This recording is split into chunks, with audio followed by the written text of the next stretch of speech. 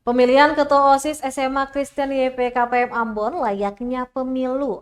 Ada nyoblos hingga hitung suara.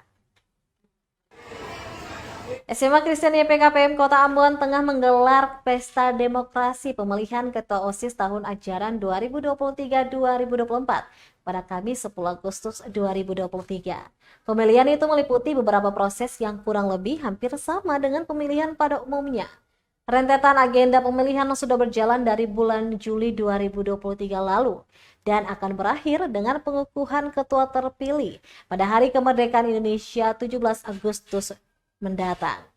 3 kandidat calon ketua OSIS dan wakilnya yaitu Almendo Marsha Paslon 1, Geralda Vanessa Paslon 2, dan juga Febiana Amelia mulai-mulainya melakukan kegiatan penyampaian visi misi, pemilihan hingga dengan pelantikan nantinya. Pantauan tribunbon.com, para siswa dipanggil berdasarkan kelas dan langsung memilih bakal ketua pada bilik suara yang disediakan OSIS sebelumnya. Mereka juga melakukan cap jari sebagai tanda sudah memilih. Kegiatan juga secara penuh dikerjakan oleh para siswa. Tak hanya siswa, semua warga sekolah tersebut juga terlibat, seperti Pol PP yang bertugas hingga dengan penjaga kantin sekolah tersebut. Anak-anak juga banyak merasa antusias dengan kegiatan tersebut. Salah satunya Martin Mandua Pesi yang mengatakan bahwa dirinya cukup senang dengan agenda menanamkan cinta demokrasi sejak remaja itu. Sementara itu, Kepala Sekolah Ella Turiu mengatakan bahwa pemilihan masuk dalam proyek penguatan profil pelajar Pancasila. Dia juga mengatakan bahwa kegiatan yang mereka langsungkan ini baik untuk menanamkan demokrasi sejak usia remaja. Dia pun berharap bahwa pesta demokrasi pemilihan ketua OSIS ini bisa menjadi bekal berorganisasi ketika tamat sekolah nantinya.